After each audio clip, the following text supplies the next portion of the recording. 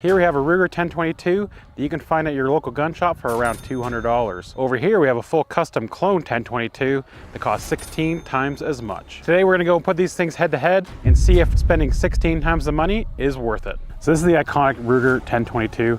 These things have been selling since 1964. There's like 7 million of them out in the field now. This one right here we bought locally. Very basic polymer stock, polymer trigger. Basically it comes with the magazine and it goes bang. So this is our full custom build. It's sitting in an LSS Gen 3 setup, so we can change out the fore end and the buttstock to do whatever we want to do. On the back end we have our stalker core buttstock, and we also do have the folder on here too. So this makes it nice and convenient for packing, you know, carrying with you wherever you go. So the main part of this rifle is a kid action and their bolt carrier group, and also their 2-stage trigger on this. The barrel on this is an IBI carbon barrel, so a really nice accurate barrel on there, match grade barrel. We have a set of weights for balancing and a double pull sky pod for shooting off of. We're gonna test these guns in 3 different ways. Accuracy at 50 yards at increasingly smaller targets, competition style shooting with lots of movement, and a long range test to see which one can consistently shoot further. We're trying to keep this as fair as possible, you know, really only testing the gun itself. So we went and we put a Leupold Mark V on both these guns, and we also went and put a 20 MOA rail on this gun as well. First up is the accuracy test. We got 3 items downrange there. We have a Coke can, some marshmallows, and a Tic Tac.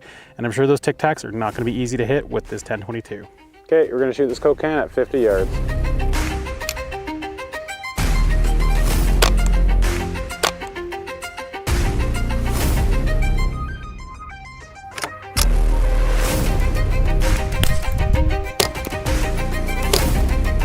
Nice thing about this whole setup is it's just super ergonomic. You can watch every shot going down there.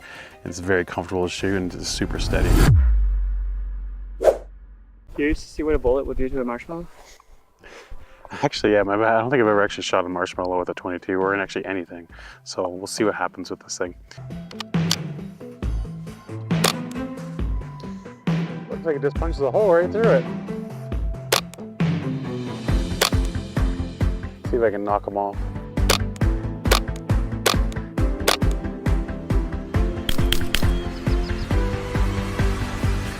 Actually melted the top of that one a little bit. Probably a little bit of lead in there. Definitely don't want to eat those. Hit a Tic Tac at 50 yards is honestly not overly easy, especially with a semi-auto. But we'll see how this one goes. Nope.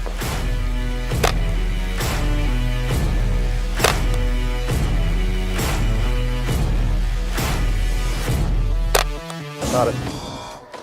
Was that 4 shots, I think it took me? And that was literally just holding the same hold every time. It's just the inconsistency of this gun with the ammo and honestly the heavy trigger and being set up on bags. It's not the easiest thing to be hitting a target the size of a Tic Tac, well, or a Tic Tac I should say. So let's go to the next one and see what she does. Got it.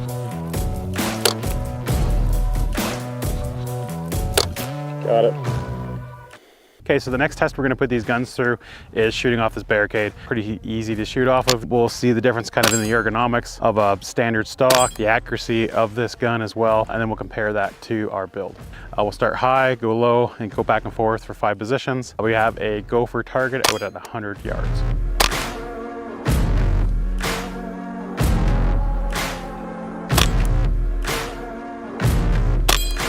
There's no real way to grip this or stabilize it really well. And it's a good thing I have a flush mag on here as well, because I don't think I could have got it to balance properly where I usually like to have the gun.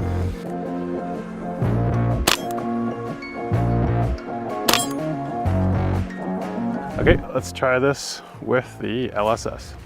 I think the one thing that really stands out with this setup is going to be the chassis. I have a thumb shelf on the side here as well that helps with stabilizing. I was able to set the grip exactly how I like it with a little bit of angle and push back, so I have a really good interface with my trigger.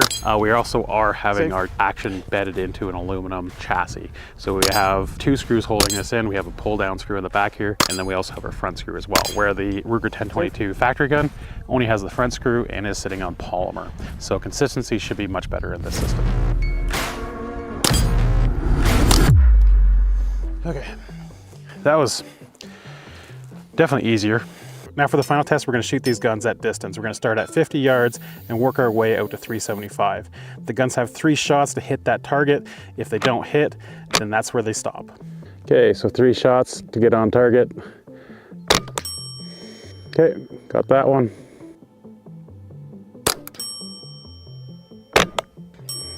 Yep, center punched it. 0.2. Okay, next one is at 200. Wind calls have been dead on, so let's go right to 300. This is easier than I expected. That was low, it looked like. Actually, you can't tell fully. I might have landed beside it. And I cut my wind down to 1.5. Yeah, it caught the left edge. So I'm gonna follow that up. Looks like it was a 1 mil hold. Yeah, center punched it. We actually don't make a 20 MOA rail for the Kid. I actually thought it was the same hole pattern as a standard 1022, but it's not. Yeah, so what I've done is I've dialed up to my 10 mil mark, and I'm gonna hold 2 3/4 over. Impact. We got 8-inch target out at 375 we're gonna try and hit. A lot more sporty for the size of it. Just so you know, the elevation I have on this right now is 19.5 mils. Just off the left. Just off the right, so 3 mils.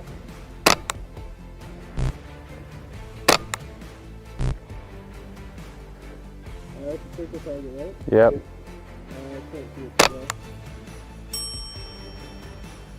Impact. Okay, so I was able to hit an 8-inch target at 375. Now it was pretty sporadic out there. It was definitely going up and down, left and right. And I was holding pretty much the exact same thing the whole time. So just limitations of the gun. Let's see what the Kid can do. Again, I've maxed out my turrets, and so I have to do a holdover to hit this target.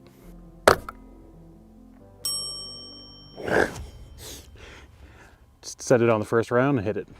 See if I can get multiples on it. Got 2 on that one while they were in the air. Pretty awesome to be able to do that on an 8-inch target at 375.